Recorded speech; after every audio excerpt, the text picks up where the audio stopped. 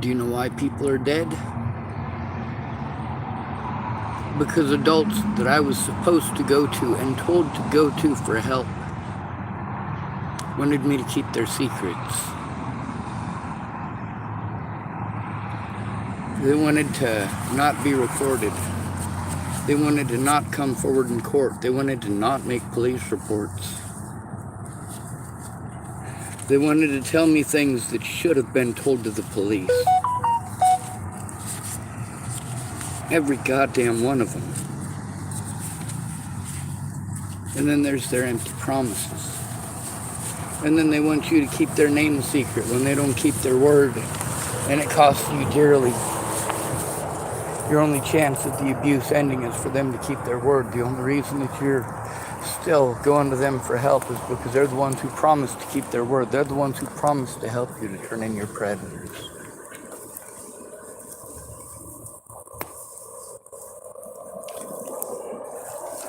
But without a guardian or supervising of some sort over the situation, what has to stop those people from taking advantage of me, calling me mentally ill, and getting away with it? It is quite substantial.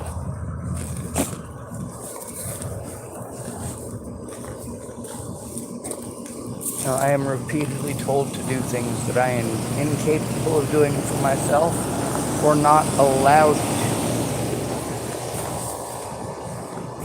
I will be brushed off, blown off, or otherwise ignored if I am not threatened, harassed, intimidated, brought up on false charges, and abused the living shit out of in repeated assaults. All because I'm not allowed to defend myself or show evidence. I need help showing it. I show it all the time on my Facebook, on my YouTube. Nobody shares it. Nobody tries to show the truth. And I got Ted Bollinger, who keeps making, I don't know, probably over 100 fake profiles to harass me with by now. But it's alright. The FBI is not going to listen to me. They don't care. It's no big thing. Whenever Ted brings up a new profile, what do? Well, I usually take screenshots and then delete his dumbass. I need help stopping the abuse. Natalie and her friends creating fake profiles to harass me on before she was killed. That never should have happened. They should have just left me alone. For damn sure, they should have told the truth. But then again, who cares? It's 6 years later. I gotta go to people with a history of abusing me. I never should have had to go with my dad. Are you fucking kidding me? No matter what, he doesn't feel that he needs to be held responsible for any of his actions. He can just pretend it doesn't exist. Shit, the only reason that Diane knew that my dad was in prison is because Eric let it slip out once. Other than that, my dad never would have fucking told her. My dad's all sorts of about keeping secrets. Well, that's kind of a dick move, don't you think? My dad doesn't want anybody to think less of him. Understandably. But everything that he has done in the last week has cost me. What have I gained? My dad wants to claim that he wants to help me, but he wants to go out of his way to twist other people's words into something they're not. How messed up is that? And people need to take a look at these situations and the happenings. It's not my choice, it's my decision. When you do messed up shit, that's your choice. Yours. When you lie to me, that's your decision. When you abuse me, it's your decision. When you choose to look away and to abuse me for trying to get hurt. When you want to not keep your end of the bargain, not keep your word. But then, of course, you want to pretend that you're the victim because after you did that horrible shit, all bets were off.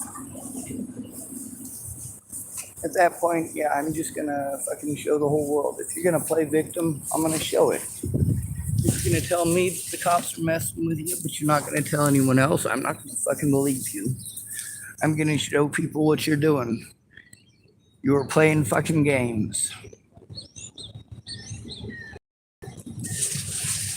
See, I've got the recordings that show the things I said about the situation with Natalie Bollinger and all the people involved on my end. I've got the evidence to show that that's true. The problem is getting somebody to look at it, and it's more and more every day. I have to go through this abuse every day. That includes being devoid of resources. You guys want to say, oh, Sean, you deserve that. You did this and you did that. You know what? I didn't do all those things that you're accusing me of. Most of them I didn't. And the few things that I absolutely did do, I absolutely did fess up to. I also absolutely showed evidence that I had to do those things out of necessity. People's lives were at stake. Given the situations at hand and the situations as I knew them and the information that I had from the people who were involved, all people who want to play victim later on, they wanted to hide in the corners. Different members, Natalie Bollinger's family, wanted to get into contact with me. Some of them to harass me and threaten me and intimidate me and accuse me of things I didn't do. Some of them called me, like, of course, Alicia Bollinger called me to ask where her sister was. How the fuck was I supposed to know? I'm not the one that fucking took her. I thought they were in fucking Virginia. I mean, at that point, I still thought that fucking Natalie was in Virginia. I was fucking confused as shit by the situation. Like, it was with the detectives when they were talking to me, and I saw the word 9mm written upside down on their piece of paper. 9mm. I asked them about it. The detectives told me that Natalie Bollinger, they were treating her as a missing person, and that this other person they were treating as a homicide. They may have been connected. They try to insinuate that Natalie Bollinger may have either shot this person with a 9mm or been with this person, and that possibly somebody had shot that person with a 9mm and absconded with Natalie. So I did everything that I could at that point to try to get the word out and help people. The stories being told about me on these web sleuth groups and on these fucking YouTube channels, they don't fit the fucking evidence, but someone needs to look at it.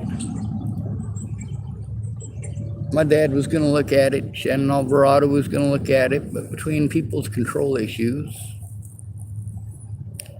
and people's addictions, you know, it's hard to find somebody to actually help. That's why I needed a guardian. And everybody wants to talk me out of getting a guardian. And then there's the few that say you should get a guardian. And I explain to them, I've been trying. I have been trying. I literally cannot take care of myself because of abuse. I cannot do any of the things that I am asked to do. My physical disabilities and the abuse that I'm going through and the financial disabilities, this is not stuff that I'm capable of just magicking away.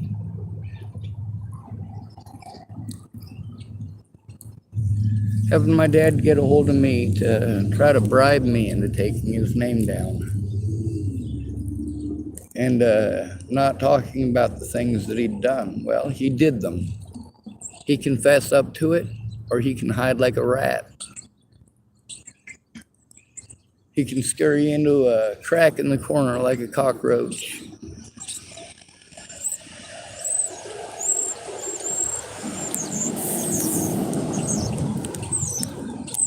I needed help showing evidence. I needed help turning in my predators. I needed help stopping abuse. The people who said they were going to help me with that were the ones that I went with. The ones who just wanted to tell me about prayers. Well, those are the ones that I had to not waste my time on. They type at me that they're sorry that happened to me and they'll pray for me. Okay, whatever. I'm going to find somebody who's actually willing to help. Somebody who's actually willing to look at evidence and speak out. When people said that they would help me in person if I was there, and I went there, and then they didn't. What was I supposed to do? Especially in such scary environments where I am subservient. Especially since many of these environments I was either A, with complete and total strangers, or B, I was stuck with people who had been predatory towards me in the past. I had to hope that they were different, that they had changed, but they hadn't.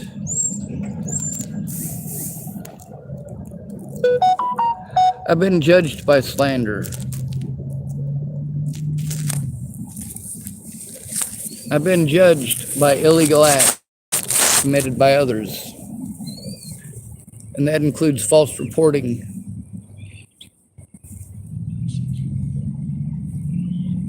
It includes lying to medical staff and lying to police.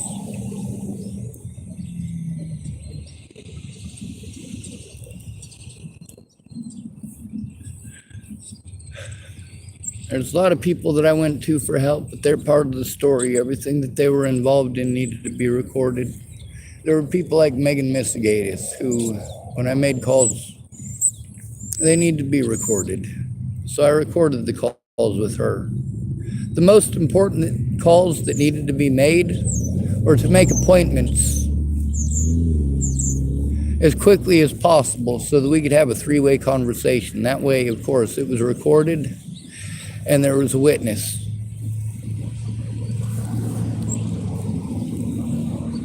That's how it needed to be done. Before Natalie was killed, you know what? We could have easily sat down with me, Natalie's mom, Natalie, and a police officer and discussed it like adults and fucking gotten that shit taken care of then and there. Instead, they took away everything that was mine, broke it up even more, and the nearest service that they had on their piece of paper when they just literally dumped me out on the streets in Chesapeake, Virginia, without a vehicle, in that fucking heat. After having to rehydrate me.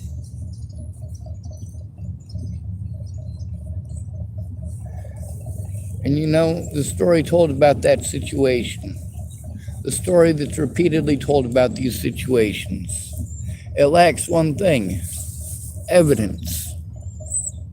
It all lacks evidence. Meanwhile, the evidence that I have shows these people lied. Where's the evidence of slander against Natalie Bollinger? I want to see the slander. I want to see it.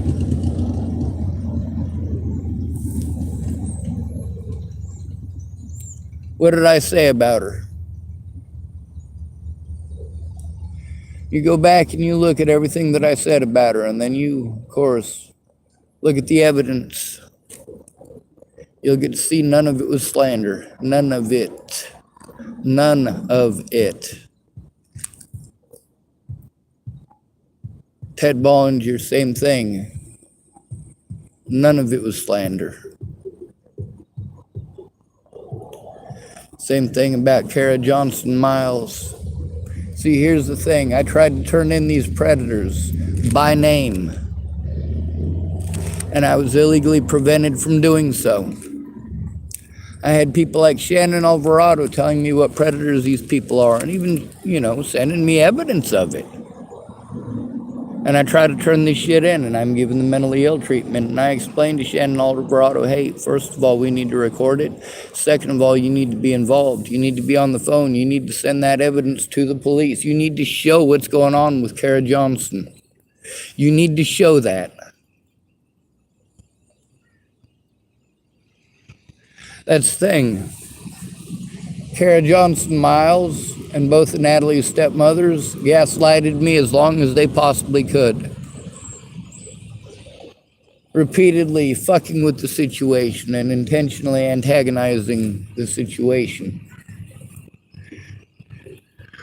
Always promising me that they were trying to help me. And then when Shannon Alvarado showed what they were doing and saying in these YouTube groups or these Facebook groups, and that slander is allowed.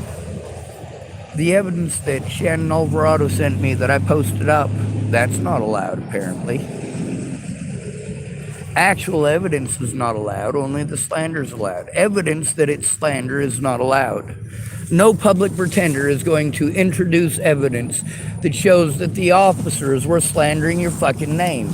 No public pretender is going to look at evidence or attempt to get evidence that shows that those things are fucking slander. No matter how hard you fucking try without a guardian, they don't have to make that effort. They get paid whether they win or not.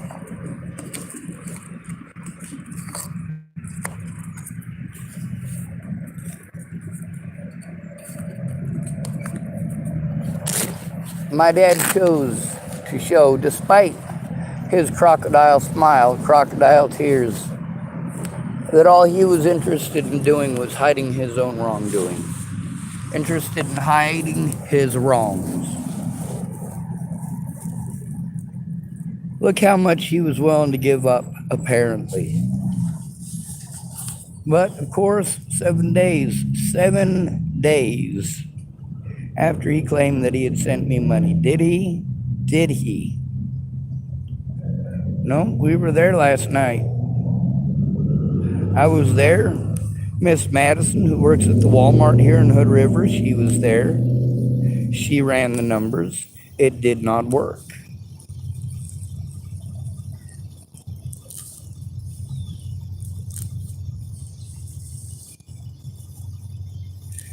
Meanwhile, my dad wants to not listen to me. Literally not listen.